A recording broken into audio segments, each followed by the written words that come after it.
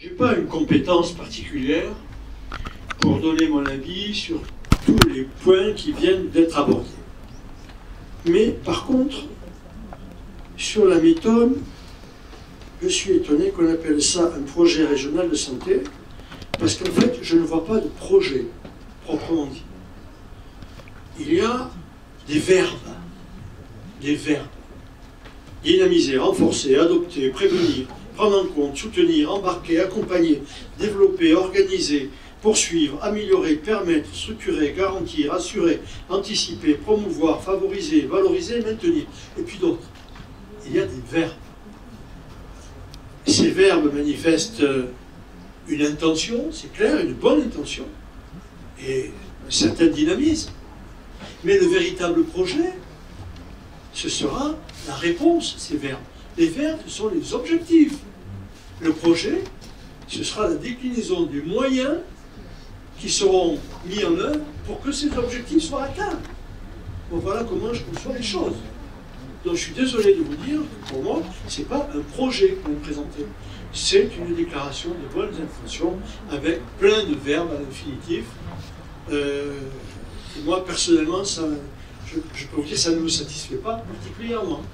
Mais je reconnais les bonnes intentions derrière ces verbes.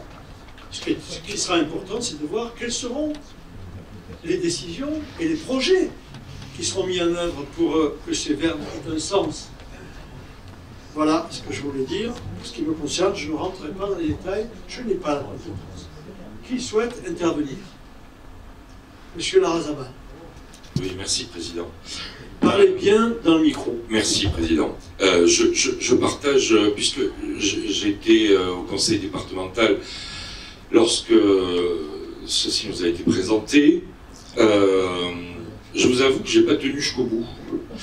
Mais pas parce que je ne voulais pas connaître le projet, tout simplement parce que j'avais le même sentiment que vous. On conjugue des verbes à l'infinitif et on a l'impression de visiter un musée sans œuvre. S'ils sont à l'infinitif, on ne les conjugue pas, hein, mais bon. Non, mais c'est à l'infinitif et on a l'impression de visiter un musée sans œuvre. C'est-à-dire qu'on nous fait visiter des couloirs blancs, on nous raconte des choses et il n'y a rien à voir. Dans l'immense majorité des propositions qui ont été faites, c'est le maintien de ce qui est de l'existant. Donc aujourd'hui, cette présentation, à moi, elle ne me satisfait pas du tout. Voilà ce que je voulais dire. Donc, je ne suis pas très étonné lors du vote. Moi, je peux le dire, hein, qu'on vote à bulletin secret ou pas, je m'abstiendrai. Voilà. Madame Rebecca Cadet. Merci, Monsieur le Président. Bon, on ne savait pas forcément le déroulement de l'histoire là, hein, donc on sait qu'on a reçu donc la motion d'ambition nouvelle. Et c'est vrai qu'on partage l'argumentaire et le positionnement du groupe. On ne s'exprimera pas sur le système libéral de santé qui arrive à bout de souffle. Mais en fait, ce qu'on avait envie de faire ce soir, vous avez dit que vous n'avez pas eu le temps de le présenter.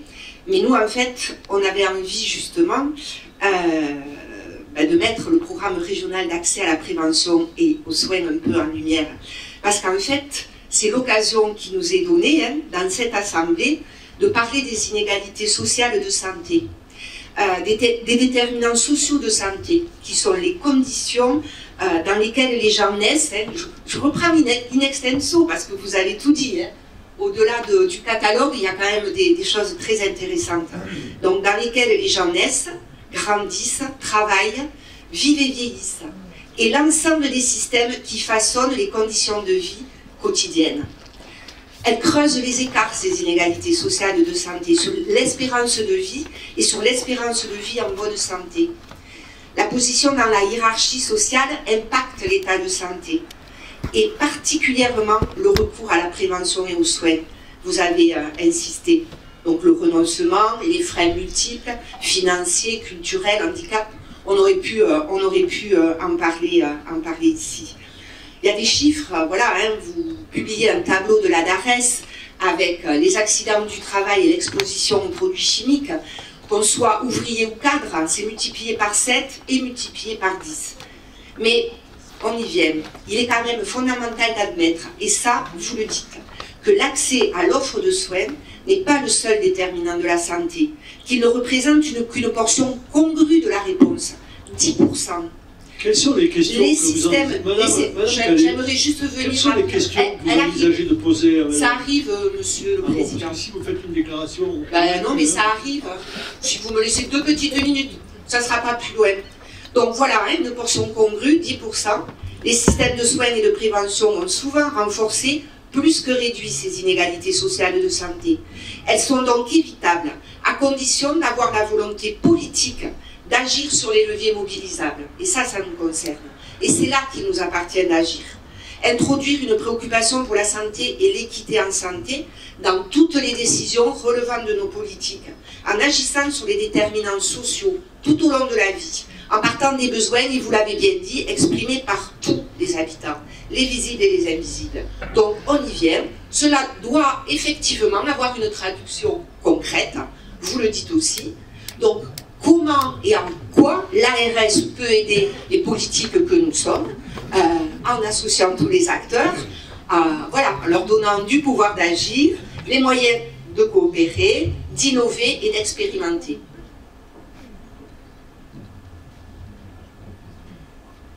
Y a-t-il d'autres questions à Madame Mordelet, Madame Lobrado? Oui, bonjour, merci Monsieur le Président, chers collègues, Madame la Directrice. J'avais juste une question concernant la santé environnementale, parce que c'est vrai qu'on est passé assez vite sur le sujet, mais je comprends parfaitement, vous ne pouvez pas tout détailler.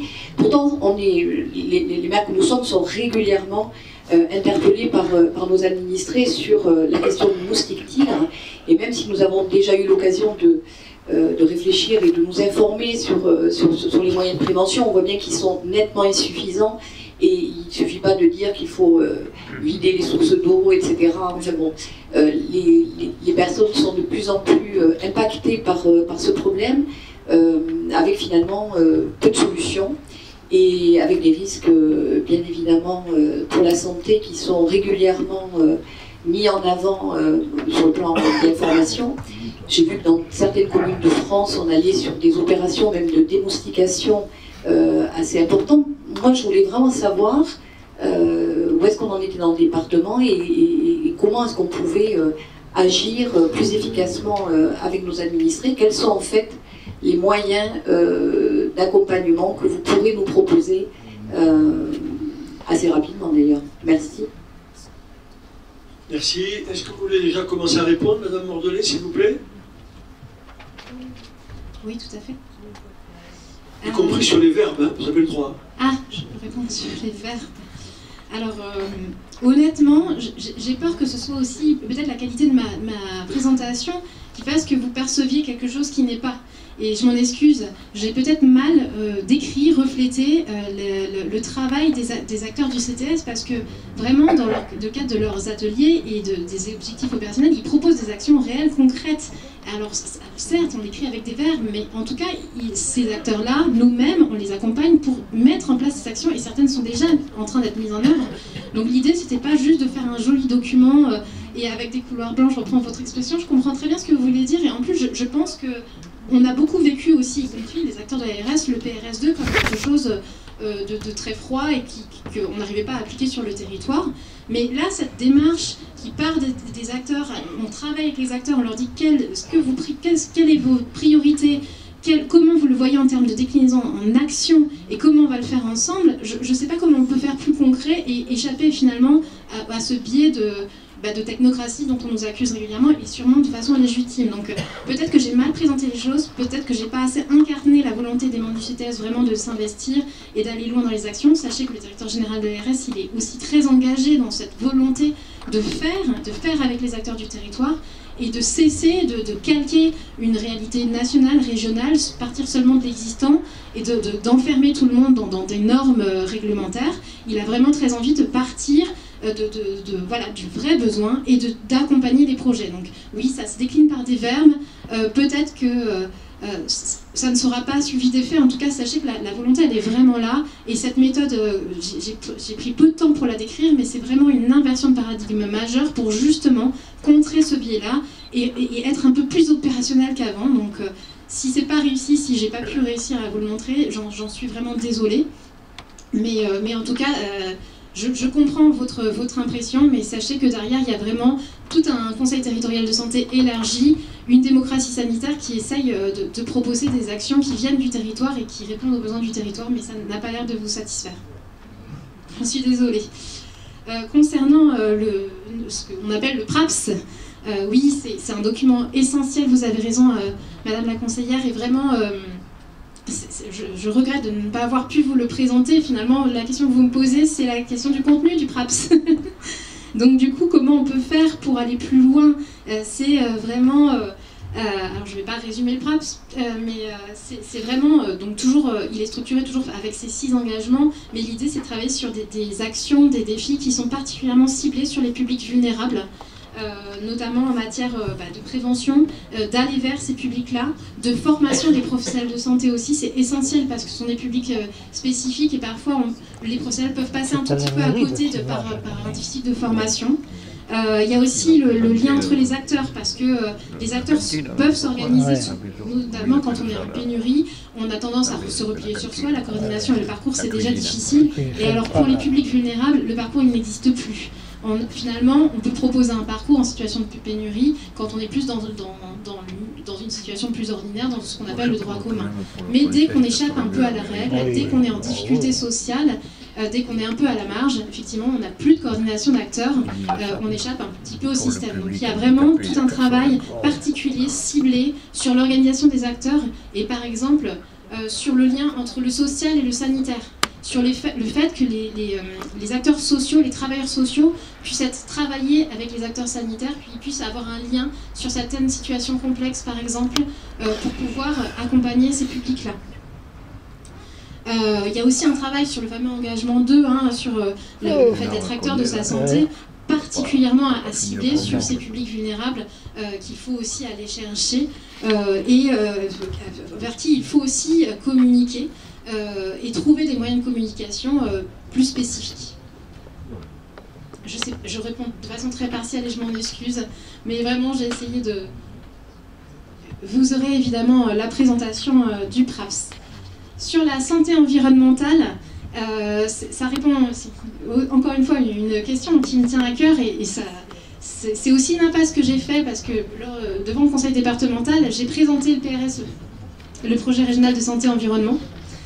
Et en fait, cette année, il y a eu un effort très particulier d'articulation entre ces deux documents-là. Et le PRS contient, et c'est la première fois, des actions de santé-environnement, notamment sur la prévention. L'engagement 1 contient ce sujet-là de santé-environnement. Vous avez raison, les déterminants de santé-environnement, c'est essentiel, il faut travailler dessus. Et aujourd'hui, on a de plus en plus d'impact de l'environnement sur la santé, et c'est le cas sur la lutte antivectorielle. Donc il y a un vrai sujet qui va être travaillé dans le cadre du schéma. J'espère qu'il sera opérationnel. En tout cas, les acteurs ont bien l'intention d'aller travailler vraiment sur le département, sur les déterminants de santé environnementaux. Concernant la lutte antivectorielle, on essaye de renforcer notre action, notre accompagnement, notamment depuis l'été dernier, où il y a eu une épidémie de dengue sur Andrest. Donc on s'est vraiment rendu compte que les communes colonisées sur le département étaient beaucoup plus nombreuses. Nous pensions, il y a quelques années encore, que le moustique tigre ne pourrait pas se développer sur notre département de montagne, et c'est bien le cas aujourd'hui. Donc l'idée, c'est de pouvoir, avec cette prise de conscience-là, s'organiser à tout niveau et accompagner les élus. Et je pense qu'on l'a fait sur Adour-Madiran l'été dernier, et on a pris un petit peu on a pris le devant sur le printemps 2023. On a communiqué au niveau régional, puis au niveau départemental. Je crois qu'il y a des courriers qui ont été transmis aux élus, à l'ensemble des élus, pour obtenir des références sur le sujet, pour pouvoir communiquer avec les référents communaux sur ce sujet-là. Donc c'est aussi une manière de travailler sur la formation, sur la communication, sur un plan d'action tous ensemble. Il y a aussi un travail qui a été mené d'information auprès des médecins, parce qu'on s'est rendu compte lors de l'épisode de l'année dernière que la formation, l'information du médecin est essentielle, parce que c'est eux qui dépistent, c'est eux qui envoient vers le dépistage, c'est eux qui repèrent en fait les signaux et qui nous permettent en fait d'endiguer la circulation en nous permettant d'identifier les personnes transmises et ensuite de mettre en place le protocole nécessaire. C'est une réponse encore un peu partielle, je suis désolée, je vais au cœur. Est-ce qu'il y a d'autres questions à Madame Mordelet? Madame Siani, allez-y. merci Président. Alors, très brièvement. Il faut bien parler dans le micro. C'est le personnel de santé qui pose la question. Vous avez apparemment travaillé avec beaucoup d'acteurs. Mais moi, je n'ai pas eu de vos nouvelles, madame. Je suis anatomopathologiste, c'est-à-dire que je passe ma journée à regarder au microscope et à poser des diagnostics de cancer. Et donc, nous avons quand même beaucoup d'éléments à pouvoir vous remonter. Donc, comme on n'a pas pu travailler avant, je vous donne juste 2 exemples. Donc maintenant, en pathologie mammaire, puisque vous parlez de prévention et que l'on fait des mammographies, il faut savoir qu'il y a beaucoup de cas de cancer de sein avant 50 ans aujourd'hui. Hein. C'est un bon pourcentage. Donc, il est temps que l'on ne fixe plus à 50 ans comme on le fait là, mais de le baisser au moins 40 ans. Hein.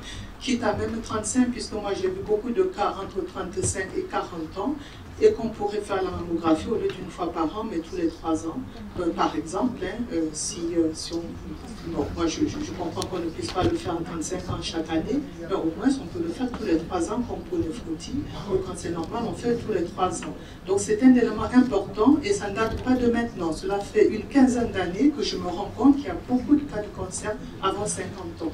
Donc franchement, cet âge, il ne bouge toujours pas, c'est important d'écouter ce que nous, on vous remonte. Ensuite, autre problème de prévention du jour de cancer, c'est par rapport à tout ce qui est cigarettes et autres. Les femmes ont rattrapé les hommes en matière de cancer de poumon. Alors franchement, les diagnostics, j'en pose toutes les semaines maintenant, hein, des cancers de poumon et des cancers de l'aspect ORL. Les jeunes commencent à fumer en 6e, hein, pour certains, autant de garçons que de filles. Et on sait qu'aujourd'hui, les femmes répondent moins bien au cancer de poumon que les hommes pour le même thérapeutique et le même stade. Donc, je ne sais pas, toujours dans la prévention, il y a vraiment quelque chose à faire vis-à-vis des jeunes, n'est-ce pas? Il n'y a pas que le poumon, mais vous avez beaucoup de cancers de la base de la langue. Hein, franchement, moi, je suis effrayée hein, par tout ce que je vois maintenant. Donc il y a cela vraiment que moi je voudrais attirer votre attention là-dessus, dans la prévention. Alors je vois que l'on parle de vaccin, de papillomavirus maintenant pour les jeunes collégiens, que ça arrive, c'est bien, mais il n'y a pas que le papillomavirus qui est sexuellement transmissible. Donc ce serait quand même bien qu'on rappelle qu'il y a des maladies où on n'en parle plus à la télé, mais ça n'a pas disparu. Le sida par exemple n'a pas disparu. Donc ce serait aussi voilà, que l'on ne regarde pas que le papilloma, mais que toutes les autres maladies qui puissent être sexuellement transmissibles. Voilà, donc c'était le regard du professionnel.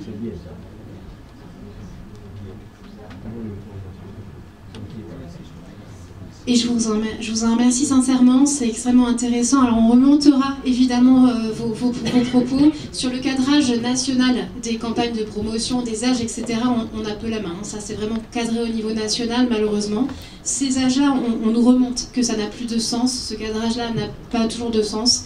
On le remonte aussi, mais voilà, on fait aussi dans le cadre de ce qui nous est demandé et proposé, mais vous avez complètement raison sur le fait de devoir accentuer sur la prévention auprès des jeunes, mais vraiment docteur, désolé si on n'a pas pu se croiser hein, dans le cadre des échanges et des travaux, mais on est complètement à vos dispositions pour pouvoir en échanger et vous associer, voir comment on peut travailler ensemble dans le cadre des projets qu'on mène sur la prévention.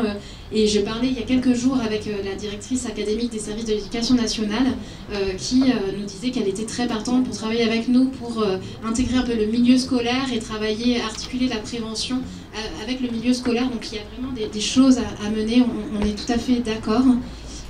Et sur en fait ensuite la visibilité des autres maladies, c'est vrai, quand on fait c'était un peu le cas hein, du Covid aussi, quand on travaille sur une campagne de communication, de prévention, elle déborde un peu, elle va un peu écraser tout le reste et c'est dommage, mais vous avez raison d'insister sur l'ensemble des maladies qui ne disparaissent pas, loin de là, le VIH ne disparaît absolument pas, on est bien d'accord. Et le projet préventif dont je vous parlais tout à l'heure, l'idée c'est aussi d'aller travailler sur la santé sexuelle, beaucoup, et d'aller vraiment soit sur des populations un petit peu isolées géographiquement, socialement, des populations aussi jeunes qui échappent aujourd'hui à la prévention, à l'information sur la santé. Donc on a vraiment envie d'aller plus loin sur ce sujet. Merci docteur. Est-ce qu'il y a d'autres questions à poser à Madame Mordelais? Qui? Je vois pas. Ricard. Ricard, je vous en prie. Oui, merci Monsieur le Président. Je voudrais quand même souligner que le département des Hautes-Pyrénées, mais je pense que ce n'est pas le seul, rencontre d'énormes difficultés, et là j'en ai pas trop entendu parler, sur l'accès à certains spécialistes. C'est-à-dire qu'aujourd'hui, on se retrouve obligé d'aller consulter hors département, avec des délais de rendez-vous qui sont de plus en plus intenables. Alors je vais vous donner un exemple, c'est la neurologie, hein, on le sait, hein, dans les Hautes-Pyrénées, la neurologie c'est catastrophique, je n'entends pas parler sur ce PRS.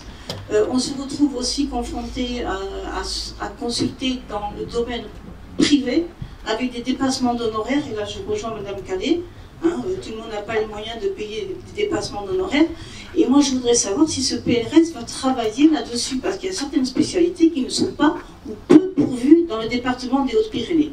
Merci. Bien. Madame Mordelais, ça vous inspire quoi comme réponse? Parce que Madame Ricard sait de quoi elle parle. Oui, mais je n'en doute pas. Oui, vous avez tout à fait raison. Alors si le projet régional de santé intègre cette question-là, encore une fois, la méthodologie, c'est aussi permettre d'identifier des priorités qui remontent plus particulièrement du fait de ce que disent les acteurs aussi. Donc du coup, parfois, on ne voit pas tout apparaître, ça ne veut pas dire qu'on ne traitera pas tout, ça ne veut pas dire qu'on ne le voit pas. Mais ce sujet apparaît bien dans le projet régional de santé sur la partie régionale et sur la partie départementale. Il y a des actions prévues quand on parle d'organisation, de parcours, de structure d'exercice coordonné, ville-hôpital, médico-social. Il y a des sujets, des actions proposées pour faire un lien direct entre les spécialistes et les médecins généralistes, par exemple. Donc il y a un vrai sujet là de travail, et aussi je parlais de cette attractivité qui innerve un peu tous nos sujets. L'idée aussi c'est de travailler sur le renforcement des projets, le renforcement de l'offre, le renforcement aussi des équipements pour attirer du monde. Vous parliez de la neurologie, c'est un excellent exemple, effectivement c'est une vraie difficulté sur le département aujourd'hui, et aussi pour aujourd'hui, pour recruter un neurologue, il faut proposer une équipe solide, il faut proposer un plateau technique, il faut proposer des urgences qui fonctionnent, etc. Donc en travaillant sur le désengorgement des urgences, en renforçant les équipements matériels lourds, en renforçant l'attractivité, en renforçant les structures d'exercice coordonnées, en proposant des projets de prévention, vous l'avez très bien dit docteur, on attire des professionnels, on attire des spécialistes dans des équipes de soins primaires, dans des équipes coordonnées qui vont travailler ensemble.